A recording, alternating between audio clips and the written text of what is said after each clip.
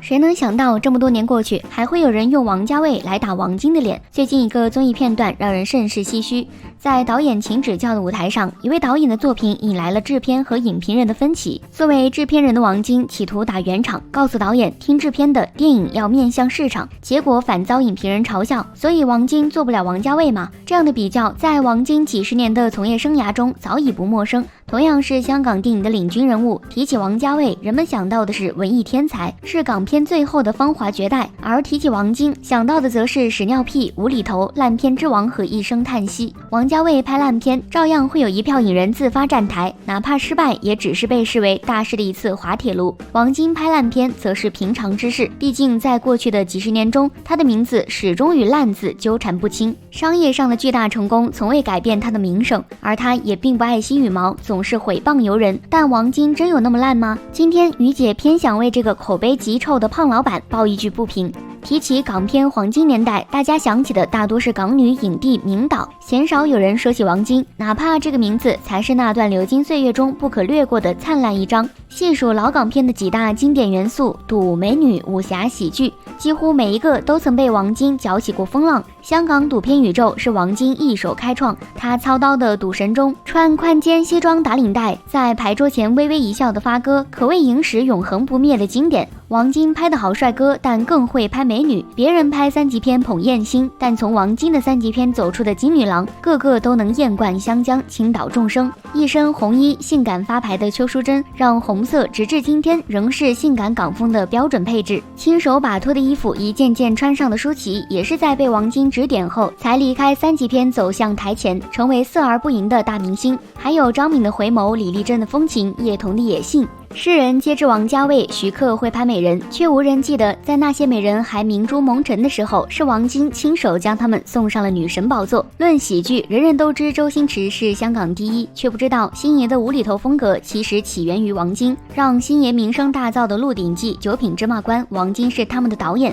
如果没有王晶，星爷也不会那么快找到自己的喜剧风格。论武侠，今天的我们大都知道徐克、楚原，却不记得王晶才是香港武侠片北上的先驱。在那些武侠剧集中，他让张无忌做魔教教主，让小鱼儿与花无缺孤独终老，还塑造了天下第一中的经典人物曹公公。在彼时还崇尚大团圆的影视市场，是王晶率先开创了武侠人物可以亦正亦邪，也可以悲情收尾的先河。在80、90年代的香港，王晶是票房的保证，是片商的定心丸，也是无数影人的摇钱树、话事人。但后人在评价香港电影将诸位名导捧上神坛时，却几乎没人提到王晶，原因无他，后来的王晶太烂了。与商业上的巨大成功相反的是，王晶的风评在步入千禧年后持续走低，豆瓣标记与他有关的电影足足333部，其中2/3评分都在5分以下，获奖记录一栏始终空空荡荡，最后一个奖项甚至还是金扫帚。拍电影几十年，围绕他的争议从未停歇，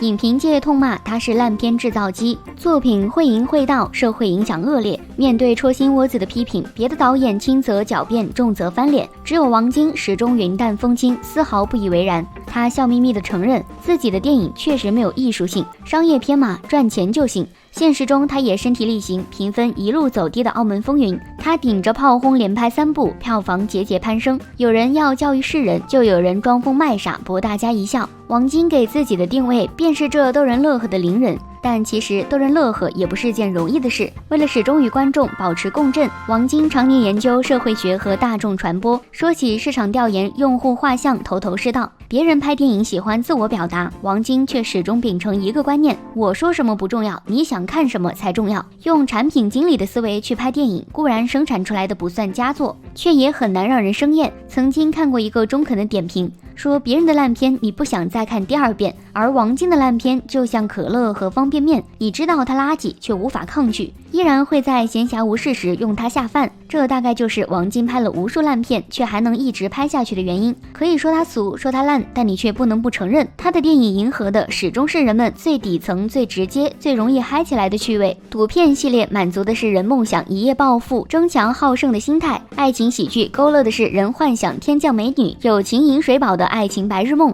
而那些极富挑逗的风月3级片，则满足了人们对情色暴力的原始欲望。如果说周星驰总是在喜剧的外衣下去抵抗什么，那么王晶便是用电影空空荡荡的编织一个美梦，对世界的残酷双手投降。从这个角度来说，王晶的烂片也并非毫无可取之处。他知道有阳春白雪就有下里巴人，忙碌的普通人需要快乐，更需要做梦。那王晶便用电影成全了大家的白日梦。在影评家那里，王晶被称作烂片之王，但现实中的王晶绝不是一个烂人，相反，他十分用情。肥猫郑则仕有一次上吐槽大会，难得正经地说了一席话。香港电影最低潮那几年，是王晶导演一直坚持开工拍烂戏，才实实在在养活了一大批影人。香港电影协会会长吴思源也曾说过，大家总觉得是无间道救世，实际上真正救世的人是王晶。是啊，在那个港片日薄西山的年代，行业里人人都在另谋出路，只有王晶一边努力的接轨大陆市场，一边接烂片掐烂钱，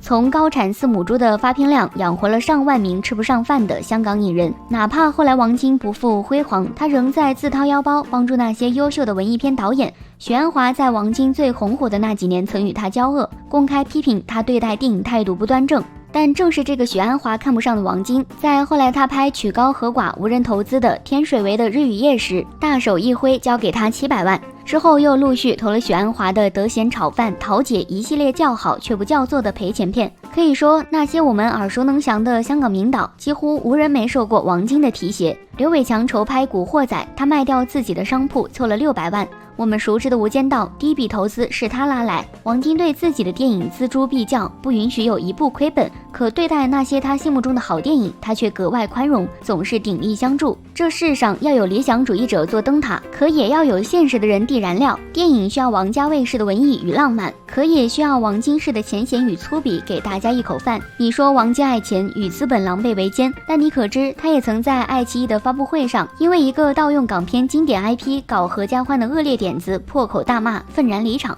你说王晶现实眼里只有利益筹谋，但你可知他曾多次为了避免影响电影口碑，拒绝在资助的文艺电影中挂名。王晶身上有两面，作为电影商人的那面看起来总是狡猾精明，躲在世俗风物和下三路里，像座开在热闹市井中三教九流聚集的酒馆，终日迎来送往，不见真情。但抛去商人外衣，真实的那个王晶活得却像壶老酒，乍见呛人，细品才会知他醇厚多情。回看王晶的综艺生涯，受到的评价大多负面，不是高开低走，就是自甘堕落。这也许是因为在这个人人都扯艺术大旗的影视圈，他实在太像一个异类。对崇高的电影理想他避而不谈，开口闭口尽是些庸俗的真金白银。世人皆爱清高客，他却怎么看都是一个真小人。可偏偏他又太喜欢把小人那面展露给世人看，把君子之处藏起来。人皆知他拍片只看商业收益，从不爱惜羽毛，却不见他重情重义，不肯让投资人的钱打水漂，看不得同行树倒猢狲散。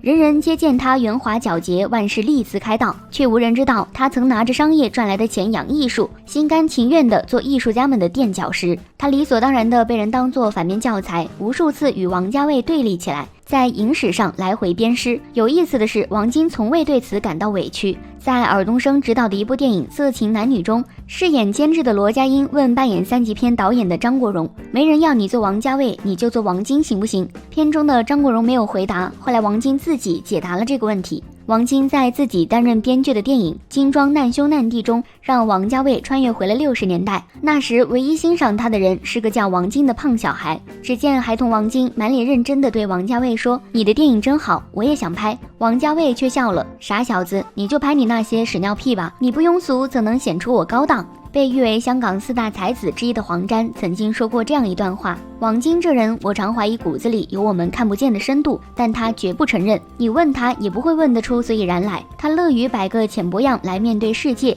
一切嘻嘻哈哈就打发过去了。这大概就是王晶的处世哲学。在他的世界里，什么荣耀诋毁、成功失败都不过是月亮的两面，与其梗着脖子对抗，不如坦然些，悦纳现实的规则。庸俗又怎样？这世上有人做面子，就要有人做里子。月亮虽美，6便士才是现实。一开始便选好了路的王晶，从没苛求过任何人理解，他早就看开了。以上就是本期视频的全部内容了，欢迎点赞、评论、转发。这里是于姐，我们下期再见。